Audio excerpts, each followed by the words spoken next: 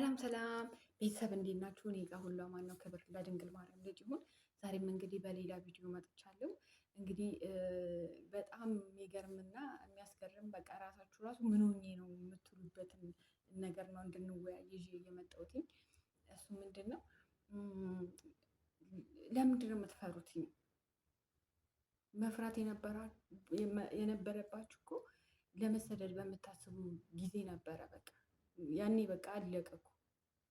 አንዴ ከወሰናችሁ ከሀገር ከወጣችሁ በኋላ ጠንካሮች ነው መሆን ያለባችሁ። ጭራሽ ከሀገር ስትወጡ ለምንድን ነው አንዳንዴ ማሰብ ራሱ የሚያቅተው ብዙ ሰው አለ። ለምንድን ነው የምትፈሩትኝ?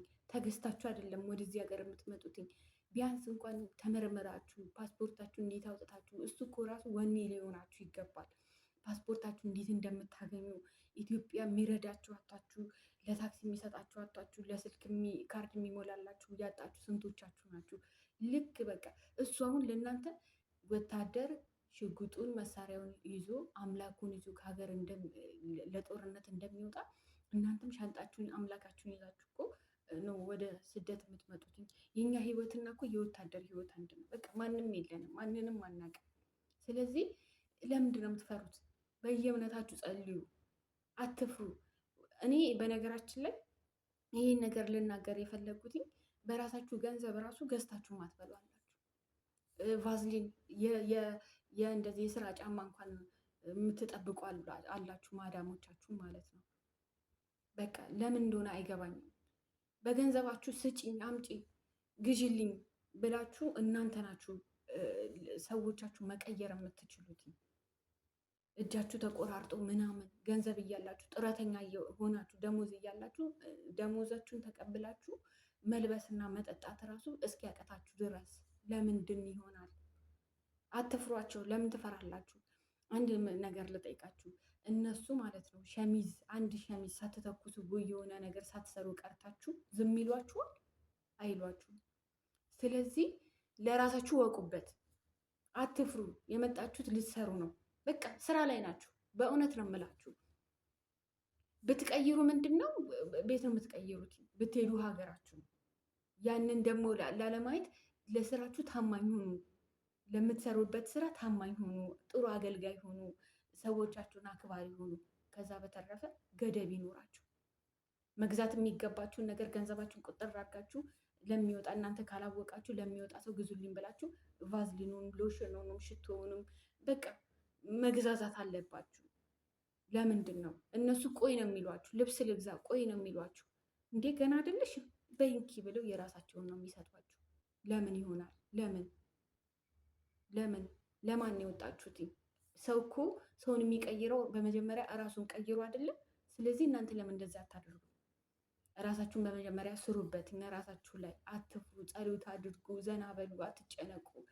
ይዛችሁት የወጣችሁትን አምላካችሁን ይዛችሁ ጸሎት አድርጉ። በእውነት እግዚአብሔር ይረዳችኋል። እና እህቶቼ በምታገኙት ገንዘብ በቃ ለመላክ ሳይሆን እንዴት አድርጋችሁ ሰዎቻችሁን አሳመናችሁ ደሞዛችሁን በሰዓቱ በቃ እናንተ ናችሁ። አሁን በፊት የነበረችው ልጅ እንትን አስተምራቸዋለች። ልክ እናንተ ስትመጡ ይቀየራሉ። አንድ ልጅ እንደውም እኛ ጎረቤት ነች። ምን አሏትኝ? እሷን እንዳታናግሪያት አሏትኝ ማለት ነው። አሰርባቸዋል። ለምን ትመክራታለች ብለው ስለሚያስቡ ማለት ነው። ከዛ ሲሏትኝ የሀገሬ ልጅ ነች። እኔ ደግሞ በቃ ሰላም ትለኛለች። ደስ አለኝ ሳያትኝ ማለት ነው። ጭራሽ ከነሱ ብሳ ቁጭ አለች ሳታናገረኝ ማለት ነው። በቃ ኮረፈች። እነሱ ግን አሁን ስሰማ በሰዎች ስሰማ ደሞዟ ስንት እንደሆነ እንዳታውቅ እንዳትመክራትኝ ያለውን ሁኔታ እንዳትነግራትኝ ነው። እስቲ ራሳችሁን ራሱ እንትን በሉት።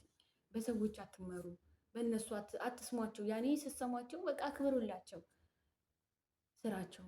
ግን ከራሳችሁ በላይ ማንም የለም። ስልክ መግዛት የምትፈልጉ ከሆነ ደሞዛችሁ ስትቀበሉ በይሄንን ግዢልኝ፣ ቀፎና ሲም ካርድ ግዢልኝ ብላችሁ የራሳችሁን ገንዘብ ስጧት። ከእሱ አትጠብቁ። ቆይ ነው የሚሏችሁ። እናንተ ለምን በቃ ደሞዝተኛ ናችሁ፣ ሰራተኛ ናችሁ። እና እህቶች አትፍሩ። ስራችሁን በተረጋጋ ሁኔታ ጸሎት እያደረጋችሁ ለመስራት ሞክሩ። ገና ሲገባ ያስፈራል፣ ግን ራሳችሁን አሳምኑትኝ። በቃ ኤርፖርት ጣሉትኝ። በቃ እየበረራችሁ ነው፣ እየሄዳችሁ ነው ወደ ሌላ ህይወት፣ ሌላ ዓለም ውስጥ በቃ ነው ከገባችሁ በኋላ ከአንድ ዓመት በኋላ እንደናንተ በቃ አሪፍ የለም። ደግሞ ታውቁታላችሁ እናንተ ራሱ ማለት ነው ያለውን ሁኔታ እና ለራሳችሁ ሁኑ እህቶቼ። በጣም ከባድ ነገር ነው የስደት ይሁን እንደዚህ ራሳችሁ ላይ ካልሰራችሁ ጠንካራ ካልሆናችሁ በጣም ይከብዳልና ራሳችሁን አበርቱ፣ አጠንክሩ እና ለራሳችሁ ሁኑ። አትፍሯቸው፣ ጎበዞች ሁኑ ለማለት ያህል ነው። የሁነኝ ከቤሩት ሊባኖስ። ሰብስክራይብ እና ላይክ አድርጉ፣ ቪዲዮን ሼር አድርጉልኝ፣ ከስር ኮሜንት ጻፉልኝ። አመሰግናለሁ። በሌላ ቪዲዮ እንገናኛለን። ቻው